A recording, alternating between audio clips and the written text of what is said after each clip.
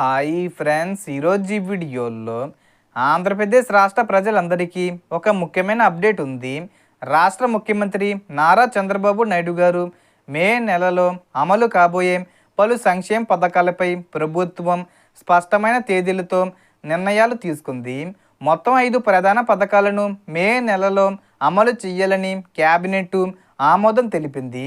ఈ వీడియోలో ఏ పథకం ఎప్పుడు అమలవుతుంది, ఎవరెవరికి లబ్ధి అందుతుంది అనే విషయాలను పూర్తిగా వివరంగా తెలుసుకుందాం. అండ్ వీడియో నచ్చితే లైక్ చేసి షేర్ చేసి సబ్స్క్రైబ్ చేసుకోండి ఫ్రెండ్స్. సో ఏమాత్రం లేట్ చేయకుండా వీడియోకి వెళ్ళిపోద్దాం. సో ముందుగా ప్రతి నెల 1వ తేదీన పంపిణీ అయ్యే పెన్షన్ గురించి చెప్పుకుంటే మే 1వ తేదీ నుండి పంపిణీ చేస్తారు. ఈసారి పెన్షన్ పంపిణీ మే 4వ తేదీ వరకు 4 రోజులు పంపిణీ చేస్తారు. సాధారణంగా 3 రోజుల్లో పెన్షన్ పంపిణీ పూర్తవుతుంది. తర్వాత మే 1 నుంచి రేషన్ పంపిణీ ప్రారంభమవుతుంది. ఈసారి బియ్యంతో పాటు పంచదార, కందిపప్పు, గోధుమలు, రాగులు, జొన్నలు మరియు నూనె వంటి సరుకులు కూడా అందించేలా ప్రభుత్వం నిర్ణయం తీసుకుంది. గత 3 నెలలుగా రేషన్ తీసుకొని వారు మే మరియు జూన్ నెలల్లో వాటిని తిరిగి పొందవచ్చు. అలాగే చేనేత మరియు పవర్లూమ్ కార్మికులకు ఉచిత విద్యుత్తు పథకం మే నెల నుండి అమల్లోకి వస్తుంది. చేనేత కార్మికులకు 200 యూనిట్లు, పవర్లూము 500 యూనిట్ల వరకు ఉచిత విద్యుత్తు అందించనున్నారు.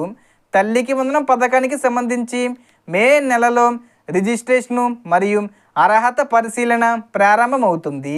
అర్హులైన వారికి జూన్ 12న 13,000 రూపాయలు నేరుగా ఖాతాల్లో జమ చేయనున్నారు.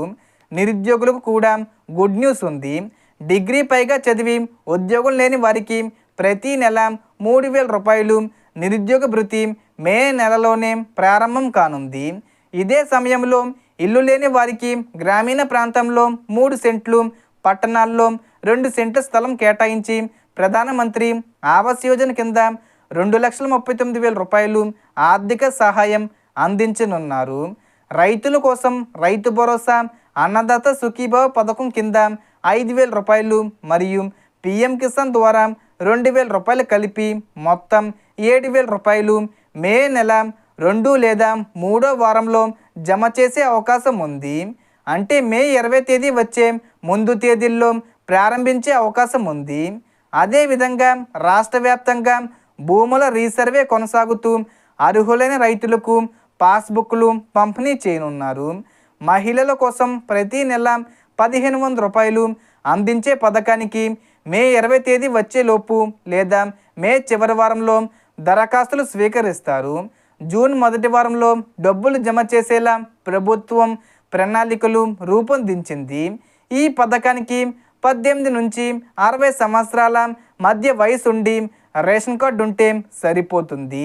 వివాహ స్థితి లేదా విద్య అర్హత అవసరం లేదు. సో మొత్తం ఇన్ఫర్మేషన్ ఫ్రెండ్స్. మీకు ఈ వీడియో నచ్చితే లైక్ చేయండి, షేర్ చేయండి అండ్ సబ్స్క్రైబ్ చేసుకోండి. Thanks for watching.